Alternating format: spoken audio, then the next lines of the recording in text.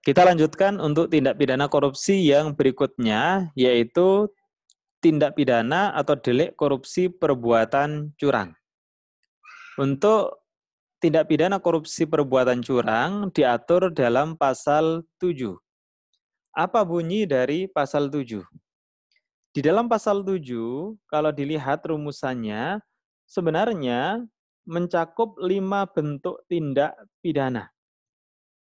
Tindak pidana yang pertama adalah pemborong, ahli bangunan yang pada waktu membuat bangunan, atau penjual bahan bangunan yang pada waktu menyerahkan bahan bangunan, melakukan perbuatan curang yang dapat membahayakan keamanan orang atau barang, atau keselamatan negara dalam keadaan perang. Kemudian tindak pidana yang kedua, orang yang bertugas mengawasi pembangunan atau penyerahan bahan bangunan sengaja membiarkan perbuatan curang sebagaimana dimaksud dalam huruf A.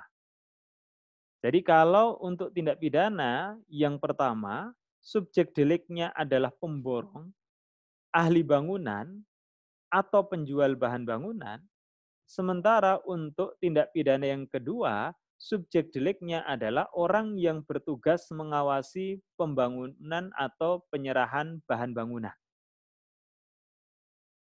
Ya, perbuatannya, kalau untuk tindak pidana yang pertama, subjek delik melakukan perbuatan curang yang dapat membahayakan keamanan orang atau barang atau keselamatan negara dalam keadaan perang. Sementara untuk yang tindak pidana kedua, subjek deliknya sengaja membiarkan perbuatan curang sebagaimana dimaksud dalam huruf A ini. Ya, kemudian yang ketiga, orang yang pada waktu menyerahkan barang keperluan Tentara Nasional Indonesia atau TNI dan atau Kepolisian Negara Republik Indonesia atau Polri melakukan perbuatan curang yang dapat membahayakan keselamatan negara dalam keadaan perang.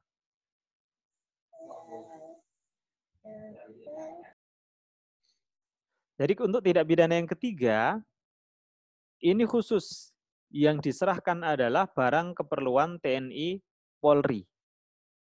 Karena penyerahan tersebut ada kecurangan yang dapat membahayakan keselamatan negara dalam keadaan perang.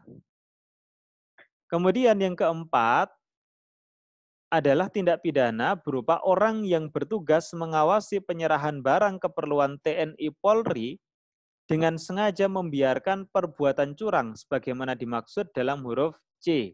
Ini sama kira-kira dengan yang tindak pidana huruf B tadi, yaitu tindak pidana pasif. Dia tugasnya mengawasi penyerahan barang TNI Polri, tetapi sengaja membiarkan adanya perbuatan curang. Berarti kan dia tahu ada perbuatan curang, tapi dia mendiamkan. Kemudian yang kelima, tindak pidana berupa orang yang menerima penyerahan barang bangunan atau orang yang menerima penyerahan barang keperluan TNI Polri dan membiarkan perbuatan curang sebagaimana dimaksud dalam huruf A atau huruf C. Jadi untuk tindak pidana yang kelima atau yang diatur dalam huruf E ini, subjek deliknya adalah orang yang menerima penyerahan bahan bangunan atau orang yang menerima penyerahan barang keperluan TNI Polri. Dia tahu di situ ada perbuatan curang, tapi dia membiarkannya, maka dia dikenakan ketentuan pasal 7, yaitu tindak pidana korupsi perbuatan curang. Jadi jelas ya subjeknya, yaitu pemborong, ahli bangunan, atau penjual bahan bangunan, kemudian orang yang bertugas mengawasi, kemudian orang yang menyerahkan barang keperluan TNI Polri, orang yang bertugas mengawasi penyerahan barang keperluan TNI Polri, dan orang yang menerima penyerahan baik bahan bangunan maupun barang keperluan TNI Polri. Ada perbuatan yang aktif berupa perbuatan curang, ada juga perbuatan pasif yang sengaja membiarkan terjadinya perbuatan curang. Kalau sengaja membiarkan berarti dia tahu ada perbuatan curang tapi dia mendiamkan saja.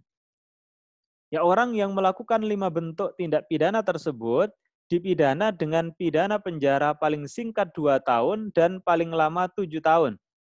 Dan atau pidana denda paling sedikit 100 juta rupiah dan paling banyak 350 juta rupiah.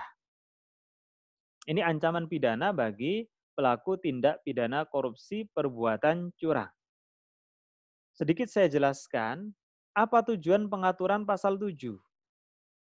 Ya, tujuan pengaturan pasal 7 ini adalah untuk mencegah perbuatan curang dalam pengadaan proyek-proyek negara agar kualitasnya standar, yaitu demi keamanan. Perbuatan curang itu misalnya pemborong yang melakukan markup. Pemborong, dia mengaku membeli besi dengan kualitas yang super, ternyata yang dibeli sebenarnya adalah besi yang kualitasnya rendahan. Berarti kan tidak standar kualitasnya. Dia berbuat curang. Wong harusnya itu anggarannya untuk besi yang kualitas super, kok dia belikan besi yang kualitasnya rendahan untuk mengambil keuntungan. Sisanya dia ambil sendiri. Itu melakukan markup. Meskipun dalam laporannya itu disebutkan besi kualitas super, padahal kenyataannya di lapangan itu bukan besi kualitas super. Maka itu berpotensi menimbulkan bahaya baik bagi orang ataupun barang. Sama halnya dengan keperluan TNI Polri.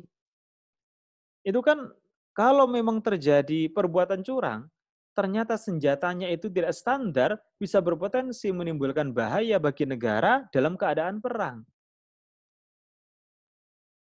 Ya, pasal 7 ini merupakan delik formil, sehingga akibat perbuatan curang tersebut tidak harus sudah terjadi. Jadi cukup berpotensi saja. Adanya perbuatan curang itu tidak harus sudah menimbulkan bahaya bagi orang atau barang, atau keselamatan negara dalam keadaan perang. Tapi cukup sudah ada perbuatan curang atau membiarkan terjadinya perbuatan curang sehingga berpotensi akan menimbulkan bahaya bagi keamanan atau barang atau bahaya bagi keselamatan negara dalam keadaan perang. Ini terkait dengan delik korupsi perbuatan curang.